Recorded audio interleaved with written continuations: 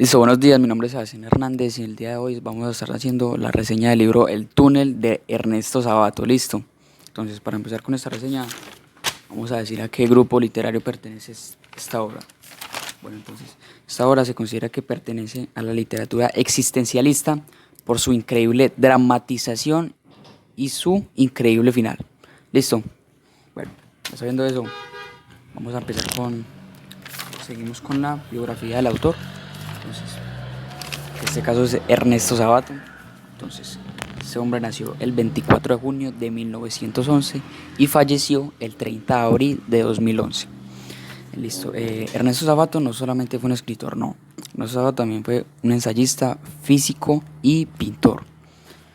Ojo, cabe recalcar que era argentino. Entonces, su obra narrativa consiste en 3 novelas que fueron El túnel, Sobre héroes y Tumbas. Bueno, se considera que fueron una de las mejores del siglo XX. Listo. Entonces, otro dato que es importante es que su longevidad existencial lo llevó a ser un autor muy presente, ojo, muy presente durante el siglo pasado y también durante la década del presente. Listo. Listo, ahora vamos con la semántica, listo. Bueno, la novela de Ernesto Sabato de 1948, llamado El túnel, es de género introvertido y filosófica. Trata de entrar en el razonamiento de Juan Pablo Castel, que es pintor altamente intelectual y apasionado. Listo, entonces lo primero que hace Ernesto Sabato es desnudar el sentido de la lógica para poder entender el mundo. Listo. Listo. Por supuesto caen falacias, pero una de las cosas más interesantes que tiene esa novela, que creo que ha pasado por debajo de la mesa, es que es una clase magistral de lógica. Listo, entonces Juan Pablo Castel es un gran pintor, un gran intelectual y es un pequeño asesino. Listo, entonces lo del asesinato queda casi disminuido en la obra porque todo lo que significa, el cómo llega al razonamiento de que ese homicidio ha de ser la mejor respuesta adecuada, es lo interesante de una novela totalmente corta y extremadamente profunda. Listo, entonces ahora Juan Pablo Castel, desde mi punto de vista, se le puede comparar un poco con el príncipe de Cenicienta, porque el príncipe de Cenicienta buscaba su mujer ideal con un zapato de cristal, y entonces a la mujer que le quedara adecuada la talla del zapato de cristal era la mujer ideal para él. Entonces en ese momento Juan Pablo Castel creó su propia zapatilla, no como tal la zapatilla, pero sí lo hizo con la pintura. Él pintó una pequeña ventana en la pintura, entonces él lo que hizo fue, decidió, sí amor, bananito, lo que decidió fue que la persona que llegara a notar ese pequeño detalle iba a ser la mujer ideal para él. Ninguno de sus amigos, ninguno de sus admiradores que habían tenido la posibilidad de ver esa pintura de forma presencial, nunca habían notado ese pequeño detalle, pero ahora llegó María Iribarner, que fue la persona, la mujer que pudo identificar ese pequeño detalle que nadie más lo había hecho. Entonces, en ese momento en el que él se dio cuenta que esa persona había notado ese detalle, decidió que ella iba a ser la mujer ideal. Listo, entonces, cabe resaltar que en la pintura que Juan Pablo Castel había hecho, la ventanilla que él había diseñado era una pequeña ventana en la esquina superior derecha, y lo que era una ventana, vuelvo y repito, y una persona mirando hacia el mar. Entonces, como le dije anteriormente, ningún hombre había notado ese detalle.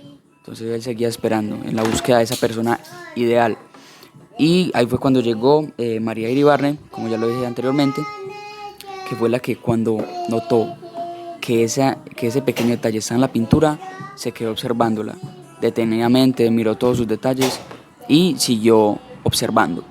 En el momento en el que Juan Pablo Castel vio que María había visto ese detalle, decidió a partir de ese momento que ese era el momento de encontrar a la mujer ideal. Listo, por supuesto, María Iribarner no es un personaje que se puede observar a blanco y negro como es Juan Pablo Castel, que es uno de los mayores elementos. Es que Juan Pablo es un personaje totalmente creíble. Listo. Listo. Entonces, ¿cómo es? Listo, entonces, acá se ve con una voz propia, diferente a la del autor. Entonces, y María Iribarwen, principalmente, como es una novela interpretada, entonces estamos viendo exclusivamente el punto de vista del narrador. Listo. Entonces, que a su vez parte interesada tenemos una descripción desde maravillosa hasta llegar al punto de prostituta. En este caso estamos hablando de María Iribarwen, no se olvide. Bueno, entonces, lo único que sucede son los elementos apasionados disfrazados, o esos son disfrazados de razonamiento perfecto. Listo, entonces, la fundación de hipótesis es lo que justifica actos irracionales. Juan Pablo Castro no es ningún loco, no está desequilibrado ni nada de eso. Entonces, lo que pasa es que él sufre de exceso de razonamiento. Entonces, cuando una persona sufre de este tipo de excesos, termina convirtiéndose finalmente paranoico. Y esto es lo que vemos en él. Listo, entonces, ¿qué? No puedes basarte en análisis racionales a sujetos que somos sociales, racionales y pasionales. Listo, entonces Juan Pablo se va solamente por lo racional, que eso fue en lo que él solamente se fue, y terminó enrumbándose a lo pasional sin pasar por lo social. Entonces, ¿qué fue lo que pasó? Entonces, simplemente pasó por eso, que fue lo racional y terminó en lo pasional, pero no continuó, no pasó por lo social. Entonces, eso fue una mal parte ahí. Entonces, lo que queda de esto es que, en conclusión, este textico lo escribí yo, eso es escrito por mí, entonces lo quiero leer. Listo, entonces dice, para mí, mi punto de vista, la conclusión es que la vida hay que verla un poco más abierta y salir del túnel de una visión centrada. Esta conclusión es muy concreta.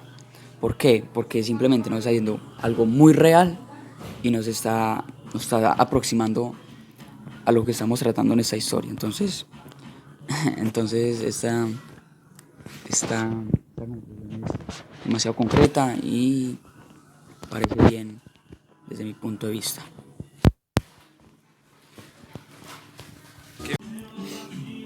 Listo, entonces ahora vamos con la parte de la crítica. Para este caso solamente tengo, otras críticas negativas, pero solamente tengo una crítica positiva. ¿Cuál es?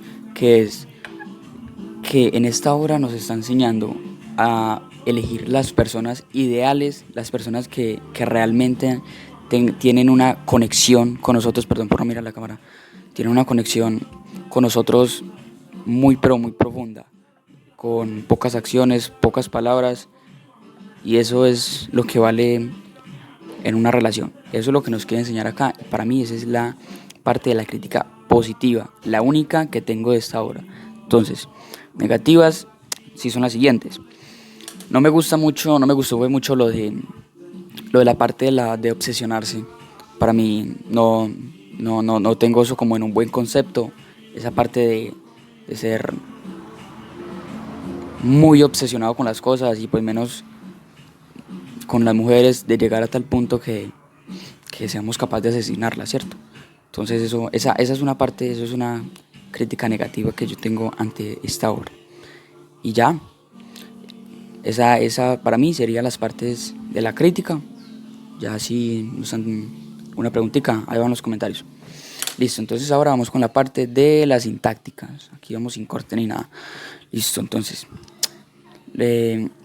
esta parte de la sintáctica para mí está muy fácil de entender, demasiado fácil de entender la obra. ¿Por qué? Ya lo hemos dicho anteriormente y corrijo en esa parte porque anteriormente lo he dicho, lo voy a leer, introspectiva y así no es. Entonces, para que sepan, es introspectiva. Esa es la corrección que tenía, que quede claro. Entonces, vuelvo y digo, la obra no es tan difícil de entender por esa parte, por lo que estamos viendo una parte de introspectiva, que solamente estamos viendo exclusivamente la parte del narrador. No estamos viendo ni la parte de María, no estamos viendo ni la parte de Juan, no, simplemente la parte del narrador. Entonces, por solamente ese hecho, tenemos una obra totalmente fácil de entender, que es una obra muy buena, muy corta, nada más tiene 128, 127 páginas, entonces extremadamente fácil de entender, listo. Entonces esa sería la parte de la sintáctica. El lenguaje es muy entendible, no tiene ningún tipo de palabra rara que no podamos nosotros dimensionar, y entonces está muy bien escrita la obra, fácil de entender. Cualquier persona que ya sepa, que ya tenga conocimiento de la lectura, puede hacerlo y lo va a entender totalmente.